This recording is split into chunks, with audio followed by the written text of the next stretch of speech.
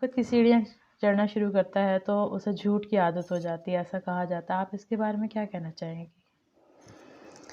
इसके बारे में बेटे मैं ये कहना चाहूँगी कि ये बिल्कुल किसी ने बड़े रिसर्च के बाद ये बात कही है, क्योंकि अब इसको मुनाफ़िक़त को समझना बहुत ज़रूरी है इसको एक्सप्लेन करने के लिए। मुनाफ़िक़त का जो लफ्ज़ है ना, वो उसका रूट वर्ड है नफ़क़ा, नून, फ़ा और काफ। नफ़क़ा, नफ़क़ा कहते हैं कि सुरंग को कहते हैं जिसके दो मुंह होते हैं। हाँ जी। दो मुंह वाली चीज़ों का, यानी कि जिनके कौल और फ़ेल में तज़ाद होता है, जिनके ज़ाहिर और बातिन में तज़ाद होता है। तो अब आप खुद ही ये सोचो कि जब आप किसी के सामने बड़े स्माइलिंग फेस के साथ जा रहे हो, दिल में आप कह रहे हो कि इसकी जड़ें काट दूँ, ख़त्म ही कर दूँ इसको। यानी अंदर कुछ हो गया अंदर और कुछ है, बाहर बाहर हो कुछ गया है, उसके। तो वो चीज़ मुनाफ़िक़त में आ जाती है। और जब आप वो मुनाफ़िक़त कर रहे हो तो ऑटोमेटिकली आप हर चीज़ में ही आप झूठ को कर रहे होते हैं। हाँ जी। वो और एक एक तरफ आप एक प्रिटेंड झूठ कर छुपाने के लिए आप 100 झूठ 100 बोलते झूठ हैं। बोल रहे होते हैं, और वो रवैयों में, आपके अमल में, आपकी बातों में, हर चीज़ में आ रहा होता है झूठ। तो एक चीज़ को करने के लिए कि आप किसी से मिल रहे हैं बड़े अच्छे तरीके, अब ये इसको क्या कहा जाए कि अब हमें भी बात सम टाइम ऐसा करना पड़ता है कि कुछ चीज़ लोगों से नहीं आपका दिल कर रहा मिलने को, बात करने को, पर आपको करना है क्योंकि आप माशरती हैवान हैं। फिर दूसरी बात ये है कि अल्लाह का फरमान भी है कि आप कता ताल्लुक़ नहीं कर सकते। फिर सदका है कि स्माइलिंग फेस के साथ मिलो, ये भी सदक़े की एक किस्म है। तो उसमें हमें जज नहीं करना ना कि कौन किस तरह से मिल रहा है कि हमारे साथ, वो इस वजह से कि हमें तो अपना हिसाब देना ना कि झूठ हमने अपने साथ नहीं बोलना, अपने अल्लाह के साथ नहीं बोलना।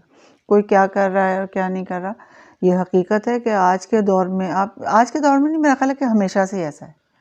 नबी के ज़माने में हमारे, वो तो बहुत पुरानी वो है कि आप देख लो मुनाफ़िकीन के बारे में कि कैसे-कैसे उन्होंने वो किया कि सुबह को मुसलमान होते थे, रात को दीन बदल लेते थे। तो इस तरह से करते थे, जो सदा से मेरा ख़्याल है जब से इंसान दुनिया में वजूद में आया है तो ये चीज़ साथ ही आई है उसके। और अल्लाह ताला की सख्त नाराज़गी भी है। सख्त नाराज़गी, सख्त वईदें हैं। आप सुनो, कुफ़ार के बारे में इतनी सख्त वईद नहीं है, उसके उस पे भी नरमी का, शफ़क़त का मामला है कि उसको समझाओ, उसको वो करो। मुनाफ़िक़ के बारे में तो इतनी सख्त वईद है कि जहन्नुम के आखिरी दर्जे में होगा। हाँ जी। अब आप सोचो ना, एक आग का ऊपर का लेवल है, एक नीचे का, सबसे नीचे का। तो मुनाफ़िक़ के बारे में तो ये सख्त वईद है, क्योंकि देखें एक काफ़िर है या एक आपका कहना चाहिए कि दुश्मन भी अगर है और वो इज़हार कर रहा है उस चीज़ का, तो आपके लिए इतना नुकसानदेह नहीं होगा। हाँ जी, नुकसानदेह नहीं होगा, जितना आपको सहारा दे के खड़ा करने वाला, आपको ऊपर चढ़ाने वाला, जब आपको कंधे का सहारा दे के वो करता है और फिर एकदम से निकालता है नीचे से। जैसे तो कहा जाता है कि भी मुनाफ़िक़ जब आपको गिराना चाहता है तो आपको धक्का नहीं सहारा देता। सहारा, तो इसमें हकीकत है, ऐसे ही है कि खुशामदी क्या करते हैं, खुशामदी लोग जो हैं वो आपके आगे पीछे हो रहे होंगे, आप यूँ हैं, आप ऐसे हैं, आप ऐसे। लेकिन जहाँ उनको टाइम मौका मिलेगा, जहाँ वो लेग पुलिंग शुरू करेंगे। ज़रा सा आपका मुंह इधर होगा, आपके सामने होंगे तो कुछ बात होगी, आपसे ज़रा सा होंगे तो कुछ बात होगी। तो लेकिन उसमें उससे परेशान नहीं होना चाहिए, हो यही कुछ रहा है, वो परेशानी का बायस नहीं होना चाहिए। मेरे लिए भी बहुत परेशानी का बायस होता था उस वक्त तक, जब तक मैंने कुरान को समझना शुरू नहीं किया था। जब कुरान को समझना अल्लाह ताला ने उस साइड पे वो किया कि रहनुमाई के लिए, उसको जब समझना शुरू किया तो उसमें एक ही चीज़ की तकरार है। कहीं अल्लाह ताला ने ये नहीं कहा कि किसी दूसरे ने तुम्हें डॉज किया, उसने तुम्हारे साथ मुनाफ़िक़त की तो तुम्हें ये सज़ा मिलेगी। हर जगह यही है कि तुम्हारे अमल का तुमसे हिसाब लिया जाएगा, तुम्हारे अमल का तुमसे, उसमें चाहे मर्द है चाहे औरत है, हर किस्म की कैद से आज़ाद करके अल्लाह ताला ने कहा कि, तो जब आपको ये चीज़ पता चल जाती है ना कि आपने किसी का नहीं जवाब देना, आप झूठ बोल रही हो, गलत बयानी कर रही हो, मैंने जवाब नहीं देना, मैं कर रही हूँ, आपने जवाब नहीं देना। अल्लाह ताला ने यही पूछना कि आपने क्या, आप क्या कमा के लाए, और मुझसे मेरा पूछना है। तो फिर ना वो मुनाफ़िक़त पे जो एक तकलीफ़ होती थी, एक बहुत शदीद किस्म की, अंदर जैसे किसी ने काट दिया कि ऐसा क्यों है, तो उस चीज़, उसकी शिद्दत में कमी आ जाती है, और ये भी सुकून आ है कि जाता अल्लाह है। ताला ने कहा कि अल्लाह बेज़ार है मुनाफ़िक़ों से। बिल्कुल बेज़ार है अल्लाह। तो जब यानी इंसान इतनी ख़तरनाक है कि, और लेकिन इंसान समझता नहीं है इस समझता चीज़ है, को, उस बस अब करता चला जाता है। इंसान शायद पता नहीं नाक़िसुल चलता, या अक़ल, उसके लाशऊरी तौर पे ये कर रहा होता है या इरादतन कर रहा होता है। आप क्या बेटे कहेंगे पहले बारे में? तो मेरा ख्याल है कि कुछ लोग लाशऊरी तौर पे करते हैं जिनको इसी असल में इसका शऊर और लाशऊर से ज़्यादा ना इसका ताल्लुक ये है कि समझते नहीं हैं, क्योंकि अब मैसेज नहीं ना कन्वे हुआ होता सही। जैसे तालीम हासिल कर रहे होते हैं हम, बाज़ दफ़ा तालीम हासिल करते हैं सिर्फ डिग्री लेने के लिए, जॉब्स के लिए। अक्सर अब देख लो ना बच्चों में मुकाबले हैं ना, ऐसे ही है। पहले कभी देखे थे कितने नंबर्स हों, और ये पेरेंट्स ने भी उनको इसी दौड़ में लगाया हुआ है। पेरेंट्स ने ही दौड़ में लगाया हुआ है। पहले ये होता था कि हाँ उसके आगे नंबर तो सारे खुश हैं, खुश सब है, कुछ। हाँ अब सब ये उसके इतने आगे तुम्हारे क्यों नहीं आए, तुम्हारे क्यों नहीं आए, तो वो इस बच्चों में दौड़ में जेलसी पैदा जेलसी हो कर गई दी ना, बहुत ज़्यादा। तो वो फिर वो बच्चे क्या करेंगे, वो तो उस एक बच्चे नेगेटिविटी पैदा हो जाए तो फिर दूसरी तो ऑटोमेटिकली खुद आती ही है। आ वो तो जाती है। उसी तरह बिद्दात की तरह से बिद्दत होती है ना, एक बिद्दत आती है तो दूसरे के साथ खुद ब खुद आ जाती है। तो इसी तरह से ये है कि अब आपने बच्चे के अंदर जेलसी फील वो कर दी ना, कि वो दुश्मन बना दिया, लाशौरी तौर पे एक दूसरे का दुश्मन बना दिया। तो वो फिर आगे जाके क्या होगा, उनमें मिलेंगे बड़े खुश होके मिलेंगे, और जब बिछड़ेंगे तो हालांकि मोमिन की तो ये वो नहीं है। मोमिन तो वेल विशर ही होता है हमेशा, चाहे सामने हो चाहे पीछे हो। हाँ जी, कहा जाता है मतलब है ऐसा कि भी मुसलमान मुनाफिक नहीं होता। लेकिन आजकल जो दौर है और जिस हिसाब से लोग चल रहे हैं, तो मुझे समझ नहीं आ रहा ये मुसलमान नहीं है या मुनाफिक नहीं है। बेटे मुसलमान तो जो है ना, असल में मुसलमान हो सकता है मुनाफिक, मोमिन मुनाफिक नहीं होता।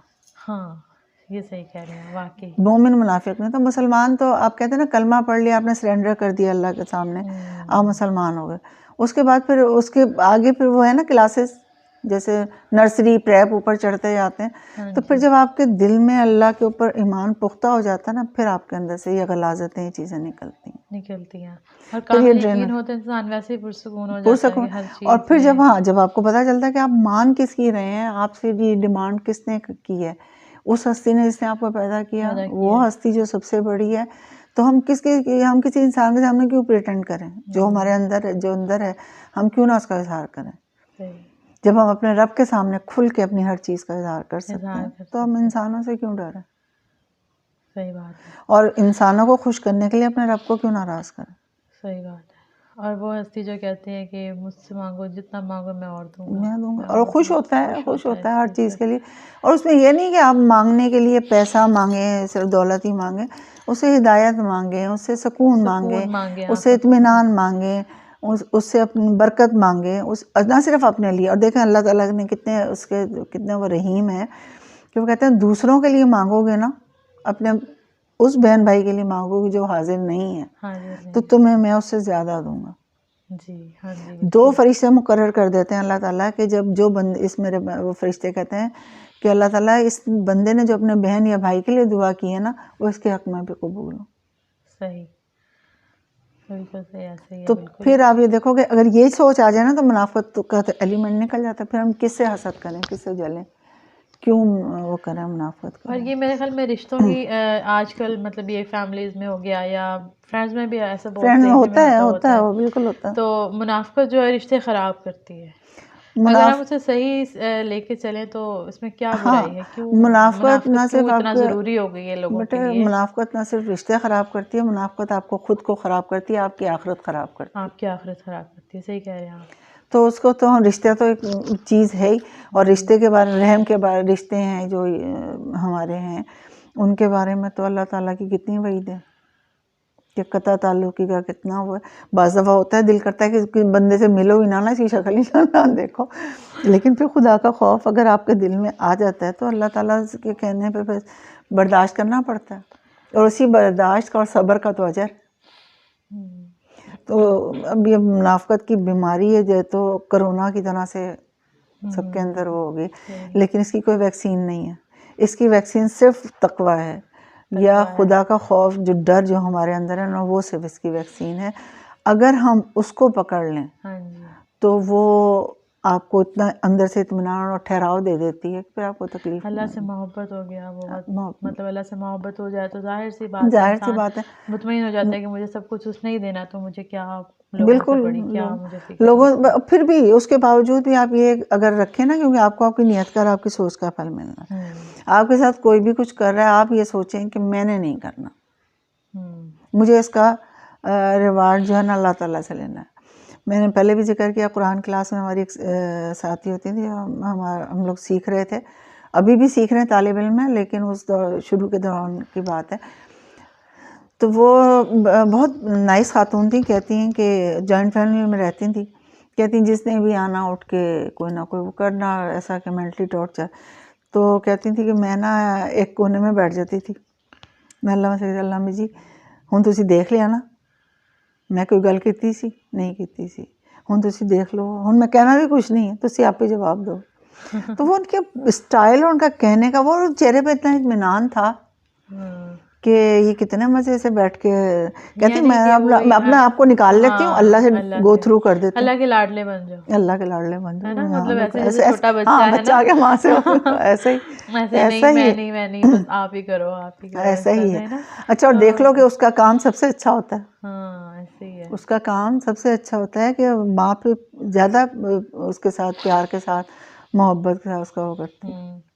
और एक ये भी होता है कि अगर आपके पास ये काबिलियत है कि आप लोगों तक अपनी बात पहुंचा सकते हैं, जायज़ और हक बात, आप नहीं पहुंचाते हो वो चीज़, तो इसका भी तो ज़ाहिर है आपको जवाब देना होता है, ये भी तो मुनाफ़क़त ही है, ये भी मुनाफ़क़त है। और ये आप अपने साथ लेके जा रहे हैं ना अपने वो तजर्बात, अपनी वो चीज़ें जो आपने मेहनत से हासिल की, मुशाहिदात से हासिल की, तजर्बात से, तो वो आप अपने सीने में दफन करके लेके जा रहे हैं, तो वो तो आप आने वाली नस्ल के साथ नाइंसाफ़ी कर रहे हैं ना, नाइंसाफ़ी कर रहे होते हैं। यानी जहाँ से भी, और ये हमें भी खैर इस चीज़ का, मुझे तो खैर पर्सनली ये चीज़ बहुत अच्छी लगती है, और कि जहाँ अच्छी बात मिले उसे चुन लो तो पकड़ लो, दीन चाहे वो कोई दुश्मन है, चाहे वो कोई, बेटा हमारा दीन ये कहता है कि अच्छी, इस्लाम से भी रिलेटेड अगर वो नहीं भी है, मज़हब भी नहीं है, अच्छी बात है, चुन लेनी चाहिए। तो हिकमत की बात हुई ना, तो ये तो अल्लाह ताला कहते हैं ना कि हिकमत जो है मुस्लिम की खोई भी मिरास है, जहाँ से मिले ले लो, सही कहती हैं आप। तो वो तो वो ले लेनी चाहिए। फ़िरके में देखो, अब जैसे अब आप दीन को कैसे बांट के रख दिया, फ़िरका कर दिया, मतलब टुकड़े टुकड़े कर दिया। तो उसमें भी ये कि अगर आपको किसी, मैं तो नहीं समझती कि मैं किसी एक फ़िरके को कहूँ कि हाँ जी मैं इसको फॉलो कर रही हूँ। हमें अल्लाह ने कुरान में लिख दिया ही नहीं कोई फ़िरके का ऐसी चॉइस दी है कहीं, नहीं, हाँ जी, अल्लाह ने तो कहा मुस्लिम, मोमिन, मुत्तकी।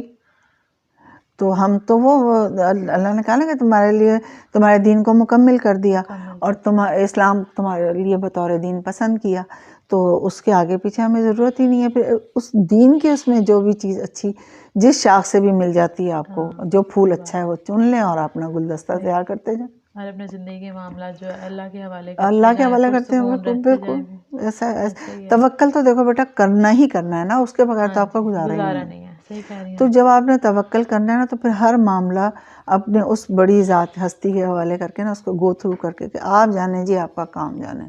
सही कह रही हैं। आपको पता था लेकिन फिर भी मैंने पहुंचा दिया आप तक। वही बच्चे वाली बात के पता होता माँ को सब कुछ, लेकिन फिर उसने आके सुनाना। तो बस बच्चे ही बने रहे तो अच्छा है बेटा। और अल्लाह ताला इस मुनाफ़क़त से हमें बचाए। हमें दुआ करनी चाहिए, सबसे पहले तो अपने लिए करनी चाहिए कि अल्लाह ताला हमें राह रास्त पे चलने वाला बना, हमें हिदायत याफ्ता लोगों में शामिल फरमा, और हमें उन लोगों में शामिल फरमा जिनके जाने के बाद भी ना लोग हाथ उठा के खैर की दुआ करें। वो गवाहियाँ जब मरने के बाद ही उस वक्त जो गवाहियाँ होती हैं ना लोगों की, वो अल्लाह ताला को बड़ी पसंद है और अल्लाह ताला उनको गौर से सुनते हैं। तो हमारे लिए वो गवाहियाँ हो जो हमारे आगे के लिए ज़्यादा राह बन जाए, हमारे आगे के सफ़र को आसान करने में। और अल्लाह ताला हमें तौफीक दे कि हम अच्छी बात आगे से आगे फैलाएं। और ये हमारी छोटी सी जो हमने कोशिश